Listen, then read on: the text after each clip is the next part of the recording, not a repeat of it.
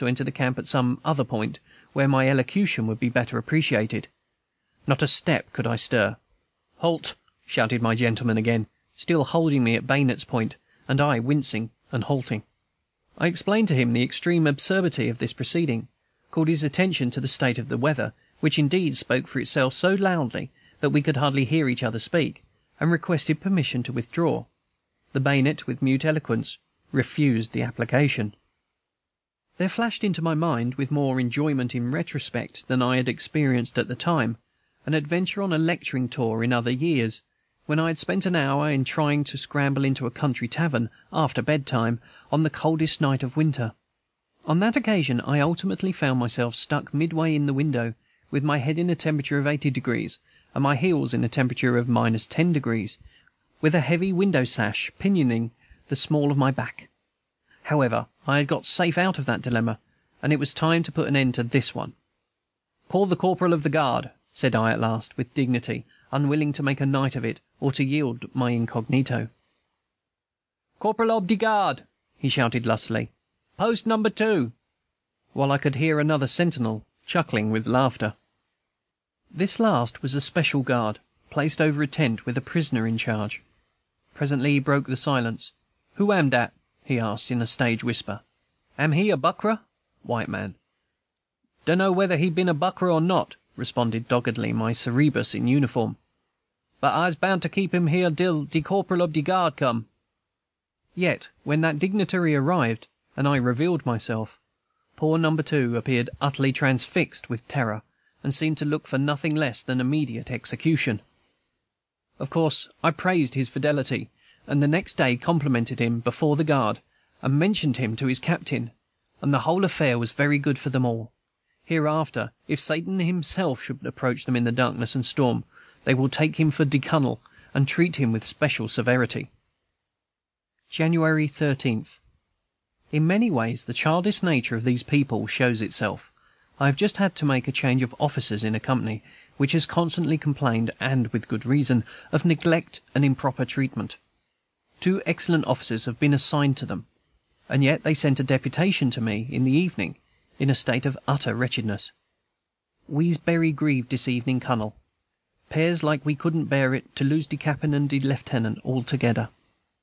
Argument was useless, and I could only fall back on the general theory that I knew what was best for them, which had much more effect, and I also could cite the instance of another company, which had been much improved by a new captain, as they readily admitted. So, with the promise that the new officers should not be savage to we, which was the one thing they deprecated, I assuaged their woes. 24 hours have passed, and I hear them singing most merrily all down the company street. I often notice how their griefs may be dispelled, like those of children, merely by permission to utter them. If they can tell their sorrows, they go away happy, even without asking to have anything done about them. I observe also a peculiar dislike of all intermediate control. They always wish to pass by the company officer, and deal with me personally for everything. Colonel Saxton notices the same thing with the people on the plantations as regards himself. I suppose this proceeds partly from the old habit of appealing to the master against the overseer. Kind words would cost the master nothing, and he could easily put off any non-fulfilment upon the overseer. Moreover, the negroes have acquired such constitutional distrust of white people that it is perhaps as much as they can do to trust more than one person at a tune. Meanwhile, this constant personal intercourse is out of the question in a well-ordered regiment, and the remedy for it is to introduce by degrees more and more of a system, so that their intermediate officers will become all sufficient for the daily routine. It is perfectly true, as I find everybody takes for granted, that the first essential for an officer of colored troops is to gain their confidence. But it is especially true, though many persons do not appreciate it, that the admirable methods and properties of the regular army are equally available for all troops, and that the sublimest philanthropist, if he does not appreciate this, is unfit to command them. Another childlike attribute in these men, which is less agreeable, is a sort of blunt insensibility to the giving of physical pain. If they are cruel to animals, for instance, it always reminds me of the children pulling off flies' legs in a sort of pitiless, untaught, experimental way. Yet I could not fear any wanton outrage from them. After all their wrongs, They are not really revengeful, and I would far rather enter a captured city with them than with white troops, for they would be more subordinate. But for mere physical suffering they would have no fine sympathies. The cruel things they have seen and undergone have helped to blunt them, and if I ordered them to put to death a dozen prisoners, I think they would do it without remonstrance. Yet their religious spirit grows more beautiful to me in living longer with them. It is certainly far more so than at first, when it seemed rather a matter of phrase and habit. It influences them both on the negative and the positive side. That is, it cultivates the feminine virtues first, makes them patient, meek, and resigned. This is very evident in the hospital. There is nothing of the restless, defiant habit of white invalids. Perhaps if they had more of this, they would resist disease better. Imbued from childhood with the habit of submission, drinking in through every pore that other-world trust which is the one spirit of their songs, they can endure everything. This I expected. But I am relieved to find that their religion strengthens them on the positive side also, gives zeal, energy, and daring.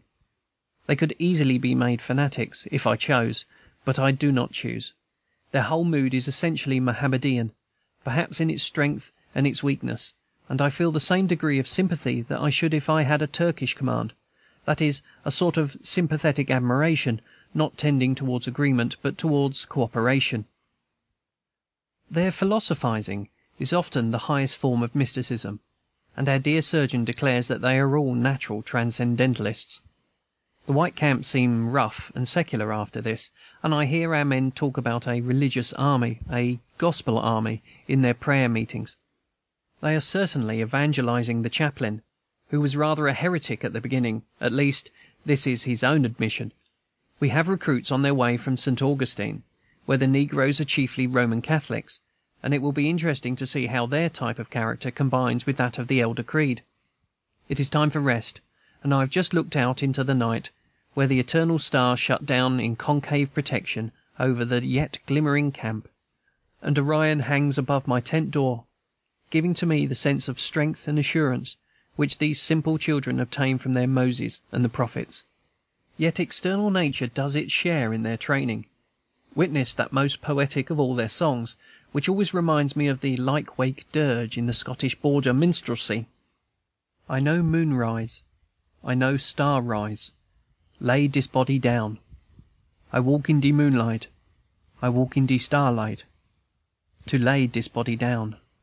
I'll walk in de graveyard, I'll walk through de graveyard, to lay dis body down. I'll lie in de grave and stretch out my arms, lay dis body down.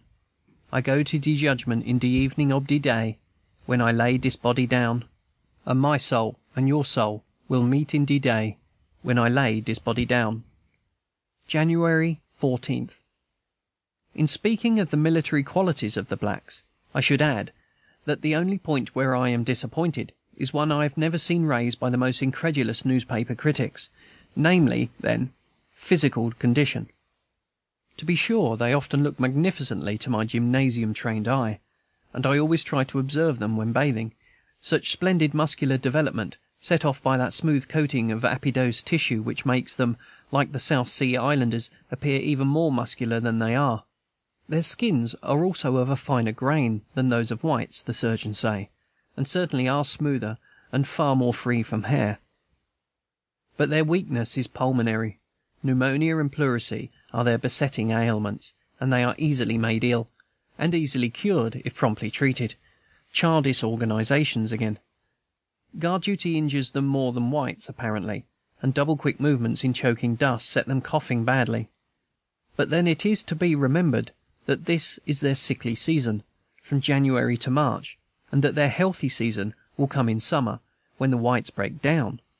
Still, my conviction of the physical superiority of a more highly civilized race is strengthened on the whole, not weakened, by observing them. As to availability for military drill and duty in other respects, the only question I ever hear debated among the officers is, whether they are equal or superior to whites. I have never heard it suggested that they were inferior, although I expected frequently to hear such complaints from hasty or unsuccessful officers. Of one thing I am sure, that their best qualities will be wasted by merely keeping them for garrison duty.